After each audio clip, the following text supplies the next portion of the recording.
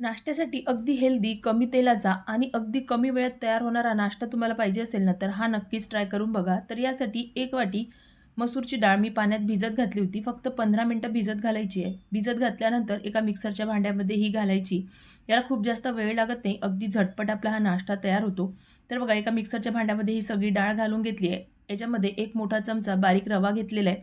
बारीक किंवा जाड कुठलाही चालेल. सोबतच 10 ते 12 लसणाच्या पाकळ्या घ्यायच्या आहेत. 3 ते 4 हिरवी मिरची घेतली आहे. चवीपुरतं मीठ घालायचं आहे. थोडंसं पाणी घालून याला आपण मिक्सरला फिरवून घेऊ. नंतर बघा या पद्धतीने हे बॅटर तयार झालं आहे. एका भांड्यामध्ये काढून घ्यायचं आहे. आता याच्यामध्ये इनो, सोडा कसलीही गरज नाही आहे. मीठ पण आधीच घातलेलं आहे. चला तर मग झटपट आपण हा नाश्ता बनवूया. त्यासाठी इकडे तवा गरम करून घेतला आहे. तव्यावर अगदी थोडंसं तेल लावून घ्यायचं. नंतर एका टिश्यू पेपरने हे पुसून घ्यायचं आणि आता आपण जे बॅटर बनवलं होतं ते याच्यावर घालून हे तव्यावर चांगलं गोल असं पसरवून घ्यायचं. जसं आपण डोसा पसरवतो तसंच आपण हे पसरवून घेतलेलं आहे.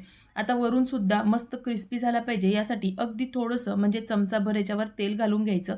म्हणजे ना हा डोसा अगदी क्रिस्पी बनतो. नंतर याच्यावर बारीक चिरलेला कांदा घातलेला आहे, बारीक चिरलेला टोमॅटो घातलेला आहे. वरून थोडीशी कोथिंबीर घालून घ्यायची. तुमच्याकडे पनीर असेल ना, ते देखील तुम्ही याच्यामध्ये ग्रेट करून घेऊ शकता. आणि ना थोडासा मसाला टाकायचा. तर मी इथे पेरी पेरी मसाला घेतलाय. तुमच्याकडे नसेल ना, तर तुम्ही पावभाजी मसाला टाकला ना, तरी देखील चालेल. आणि मस्त क्रिस्पी होईपर्यंत याला चांगला शेकून घ्यायचा.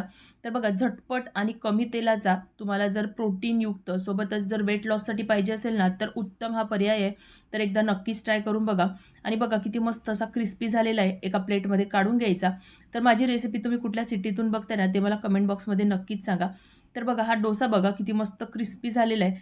तर चवीला देखील अप्रतिम लागतो आणि खूप जास्त वेळ लागत नाही. झटपट तयार होणारा हा नाश्ता आहे. रेसिपी थोडी जरी आवडली असेल ना, तर व्हिडिओला लाईक करा. चला तर मग भेटूया नवनवीन रेसिपींमध्ये.